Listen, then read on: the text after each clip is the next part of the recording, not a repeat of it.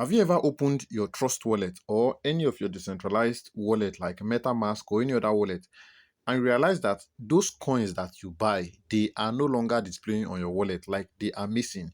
You cannot find them, and then you're wondering what happened because you're 100% sure that you did not send this coin to anybody and you're sure your wallet is not compromised. So, where exactly did your tokens go to?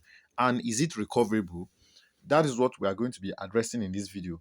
And in this video, I'm going to show you 5 steps. Yes, 5 good steps that you can use to recover your tokens. It does not matter if you like buy these tokens 50 years ago and then you cannot find it in your wallet. I'm going to show you 5 different steps you can use to recover your tokens. And these steps are independent of each other. So if step 1 does not work for you, you can try step 2. If step 2 does not work, you can try step 3 and up to the 5th one.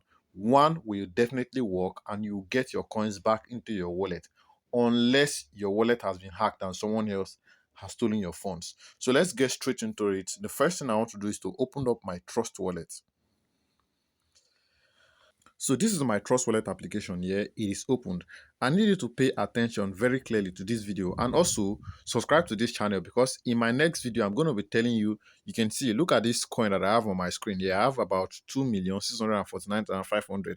Some of you have this type of coins. As you can see, this my own is displaying just $0.1, 0.01. I mean, some of you have this type of coins and it's displaying something like $500, $50,000 and the likes on your wallet. And you're wondering, how do you get to convert this thing to USDT? How do you get to withdraw this money?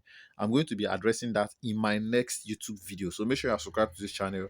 Pay attention so that you get updates as regarding to that. Now, as regarding to recovering your tokens, the step 1 is you need to check the visibility of your tokens. Some of the coins, some of the tokens you have on your wallet, they might be hidden by default, especially if you're just, let's say you have Trust Wallet on your phone before, you uninstalled it for some reason and you are just installing it again, it might get hidden by default.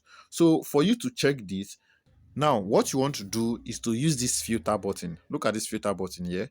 You click on it and then you can see, look at hide assets less than $0.01. So this simply means that if I have any coin that is less than this balance, it is going to be hidden automatically. So that simply means that some coins might be on this my wallet, but it is hidden. So if I tap on this now to unhide it, you can see, look at my other coins as displayed. Look at this one here, MTK, and yeah, look at this one, SW. You can see these are coins that were on this wallet, but they were hidden. So you can do the same thing for NFTs. In case your NFTs are hidden, you could also untap this place and then your coin is going to display. So that is the first step, yes. But if you still did this and then your coins did not reflect, step 2 is for you. For step 2, you need to confirm the transaction. Yes, you need to, maybe you purchase this coin from someone and then it's not displaying in your wallet, but the person told you he has sent the coin to your wallet and he probably showed you a transaction receipt. You still need to properly verify this to see if that the transaction actually went through. And how do you get to verify this? You get to verify this by copying the transaction hash of the transaction. Yes, think of transaction hash as let's say transaction ID or something like that. When you are transferring money from one bank to another bank in Nigeria, for instance, they have a transaction, something I've forgotten the full name. I think it's a 30-digit number, something like that, that they can use to track the transaction. So in crypto, we also have the same thing. If I'm sending a coin to someone, for instance, I want to view this my Bitcoin to see if I can see it. If you're sending a coin to someone, a transaction hash is always generated. So that transaction hash now, you can copy it and go to the blockchain. Let's say you received BNB, it is BNB the person sent to you. You come over to this discover section. You come over to this discover section, you use the browser section and go to BSC scan. Yes, the reason why you're going to BSC scan is because the person sent you BNB or any coin at all that is on BNB blockchain. So you want to go to bscscan.org. Yes, let's see, BSC scan. Okay, let me search it normally because I don't have the exact website here. So I'm going to search it normally and see if it displays. So if the coin is BNB or the network of that coin is on BNB, you simply go to BNB scan, paste the transaction hash that the person sends to you. You can see this is BSC scan. So you now check it if it went through.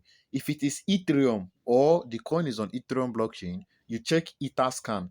If it is Arbitron, you go to Arbiscan. If it is Tron, you go to Tronscan. So always verify the blockchain that the person is sending the coin to you. Every blockchain at all, there must be a transaction hash. And once you go to the transaction hash, you can see you come on this page, and this is the button here.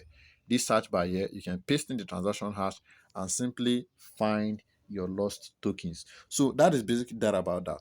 The third step now is for you to add the token manually. Yes, for you to add the token manually.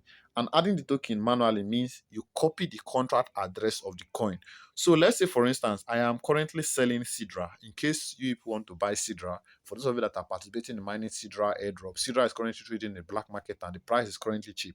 So I am buying and I'm still selling. In case you want to buy, you can come to my DM. In case you want to sell, you can come to my DM. So let's say, for instance, you want to receive Sidra now into your Trust Wallet or MetaMask. All you basically have to do is to come on this your wallet here.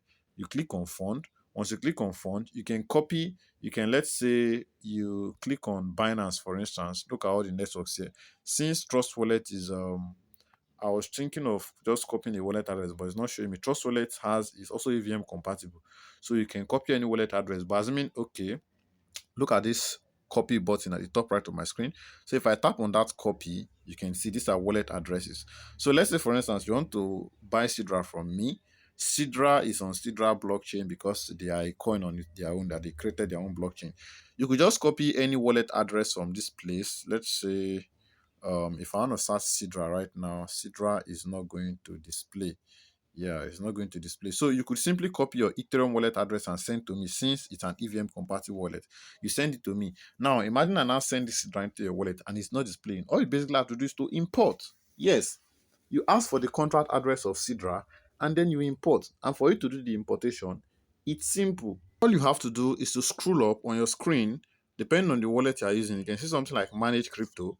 Look at this plus button here. You can tap on the plus here and then you switch the network. You can see this is on Ethereum. You can, if you search for Sidra here, it will not display, but there are basically some other steps to go about it. So you could just paste in the contract address, and that is basically that about that. Your coin is going to appear on your wallet. So the fourth step we're going to be talking about now is sometimes the tokens are on the wrong network. Yes, so the tokens can be on the wrong network.